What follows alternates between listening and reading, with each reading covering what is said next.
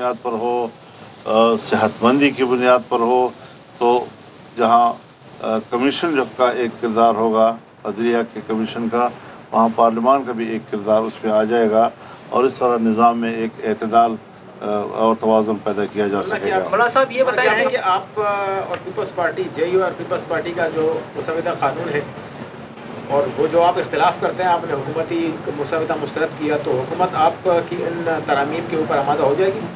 تو پیشرفت اسی طرف ہوئی ہے اور ہو جائے گی, ہماری امید ہے. لیکن اس پر ضرور اب حکومت کو اندازہ لگ جانا چاہیے کہ ہمارے موقف کو عوام میں پذیرائی ملی ہے, اور عام طور پر ملک کے اندر جو تاثرات ہیں, حکومت بھی اس سے آگاہ ہے کہ پبلک نے ہمارے موقف کو عوام میں پذیرائی ملی ہے, اور عام طور پر ملک کے اندر جو تاثرات ہیں, حکومت بھی اس سے آگاہ ہے کہ پبلک نے بھی حکومتی مسودے کا تو تصور ہے, حالانکہ ان کے سامنے تو مسودہ موجود نہیں ہے, لیکن اس تصور ہی کو مسترد کر دیا, اور جو ہم نے موقف دیا اور جس حد تک بھی دیا ہم نے, تو اس کو عوام نے پذیرائی بخشی ہے.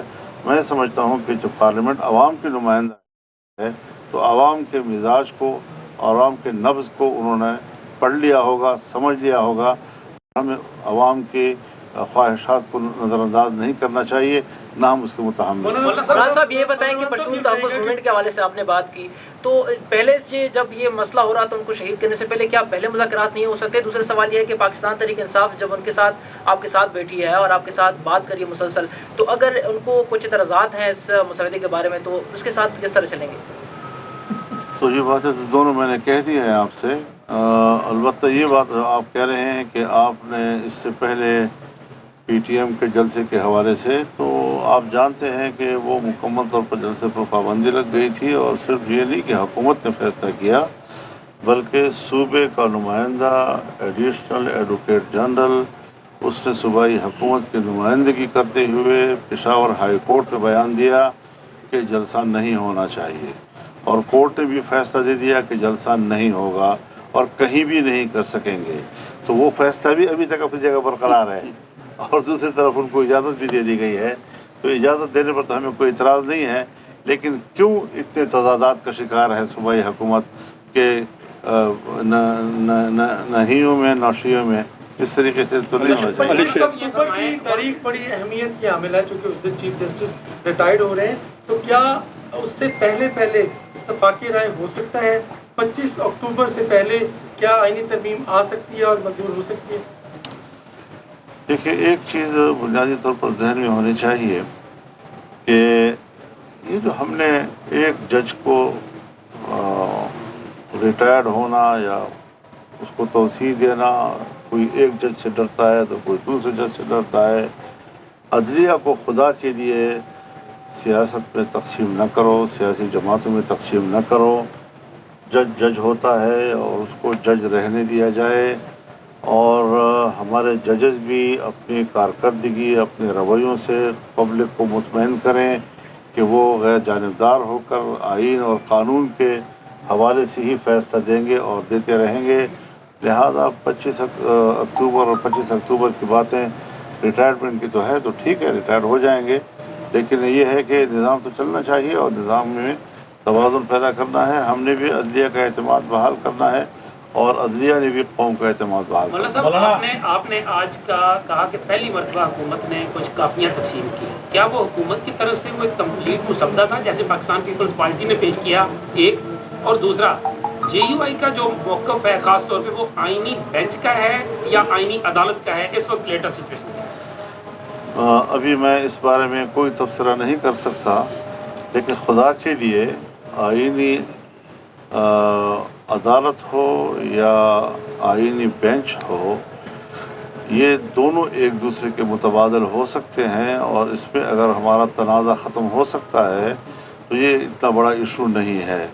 چاہے بینچ کی صورت میں معاملہ طے ہو یا عدالت کی صورت میں طے ہو, بات اصولوں کی ہے کہ ہمیں عدلیہ سے وہ کام لینا ہے کہ جو ہمارے آئینی معاملات ہیں, سیاسی معاملات ہیں, ان کو ایک طرف کیا جائے تاکہ عدالتیں فارغ ہوں اور وہ لوگوں کے जो वो केसेस वहाँ पर पेंडिंग पड़े हैं उनको फारिग कर सकें, उनको फैसले दे सकें। जी वकार में मसौदे के बारे में बताइएगा। मौलाना, एक तो यह है कि जो पीपल्स पार्टी ने मसवदा आपको दिया है, आप क्या समझते हैं कि इसमें कितना वो सुकम बाकी है, क्या आप इसके साथ वो कितना इत्तेफाक वो कर सकते हैं? दूसरा, क्या पाकिस्तान तहरीक इंसाफ भी आपको अपना ड्राफ्ट देगी, उसके बाद आप वो तीनों मुश्तरका करके हुकूमत को देंगे? कोशिश यही है कि पहले पीपल्स पार्टी और हम इत्तेफाक राय करें, फिर हम वो पीटीआई के सामने पेश करें और वो पीपल्स पार्टी अपनी हुकूमती इत्तेहादियों के सामने पेश करें। तरतीब तकरीबन यही तय हुई है और इसी पे हम काम आगे बढ़ा। कितना टाइम लगेगा मौलाना इस पर अंदाजा? तो जिस वक्त भी ये वामा तय हो जाएगा, तो ऐसा तो नहीं है कि हम कोई ताख़ीर के शौकीन नहीं हैं, लेकिन अगर हमने 18वीं तरमीम में 9 महीने लगाए थे तो कम से कम इसके लिए 9 दिन तो दिए जाए ना। 2 दिन यानी 25 तक। फिर 25 आ गई। मौलाना साहब, कुछ खबरें ऐसी भी हैं कि आपकी कानूनी टीम ने क्या कहेंगे?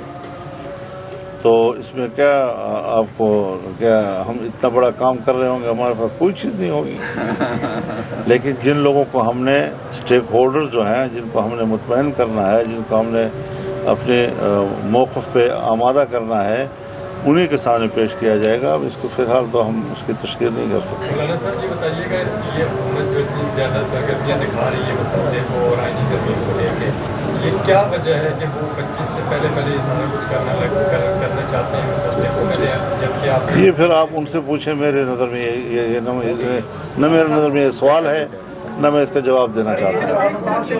तंजीम होने जा रही है जी, पाकिस्तान में इस्लामाबाद में सिपाही ताउन तंजीम होने जा रही है, जिसपे आपके दोस्त मारे जा रहे हैं, उसका आप कैसे कह सकते हैं? हम दिलो जान से उनका खैर मक़दम करेंगे। वो हमारे मेहमान होंगे, पाकिस्तान की सरजमीन उनका इस्तकबाल करेगी। और इस मौके पर मैंने इसीलिए अपील की थी कि जब वो सरबराहान यहाँ पर मौजूद हों, यहाँ पर वो कॉन्फ्रेंस करें, तो हमें कौमी सतह पर एक यकजहती का इजहार करना चाहिए, क्योंकि जो एतमाद माजी में उनका मुतासर हुआ है और उसको नुकसान पहुँचा है, उस एतमाद को हम बहाल करने में किरदार अदा करें। तो हमने ये बात ज़रूर अपोजिशन से भी की है कि वो इन अय्याम में कोई मुजाहरे ना करें, और उसके बाद भी हमें मौके मिल सकते हैं। कोई ज़रूरी नहीं है कि हम उस वक्त में, जबकि सिक्योरिटी के मामला भी उनके हैं, हुकूमत भी वहाँ पर उनकी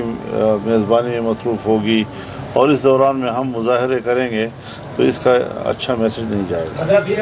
ये फरमाएं कि ये जो आज़म नज़ीर तारड़ साहब ने कहा है कि हमारे पास मुनव्वर गेम हुई है, वो आपको शामिल करके कह रहे हैं या अरकान को मुनर्रफ करेंगे, ज़मीर का वोट देंगे? सीधी बात है हज़रत कि हमने अगर वोट देना होता तो हम आज तक दे चुके होते। ये मामला उसी दिन ख़त्म हो जाना चाहिए था। हम जो अब तक रुके हुए हैं और किसी किस्म का हम उनको वोट देने पे आमादा नहीं हो रहे हैं, उसकी वजह यह है कि हमें जो हुकूमत का तसव्वुर है तरमीम का, वो काबिल कबूल नहीं है। सो हम अपनी तजावीज़ ला रहे हैं, उस पर उनको एतमाद में ले रहे हैं और उनको आमादा कर रहे हैं। जब हमारी तजावीज़ पर आमादगी हो जाएगी तो उसके बाद फिर हम इस काबिल होंगे कि हम वोट भी दे सकें। लेकिन अगर हमारे नज़रिए के मुताबिक नहीं होती तो फिर ये बातें कहना है जी कि नंबर पूरे हैं, नंबर पूरे हो जाएंगे। देखिए, ये एक सियासी बदअखलाक़ी भी है और इससे आइन को मुतनाज़ बनाने की भी एक बुनियाद पड़ जाएगी, और एक मुतनाज़ा तरमीम आइन में लाने की बजाय क्यों ना हम इत्तिफ़ाक़ राय की तरफ चलें और हमारे इस नज़रिए को कि इत्तिफ़ाक़ राय से मामलात हल हो जाएं, हर सिमत से उसका खैर मक़दम होना चाहिए और हर सिमत से उस पर आमादगी होना चाहिए।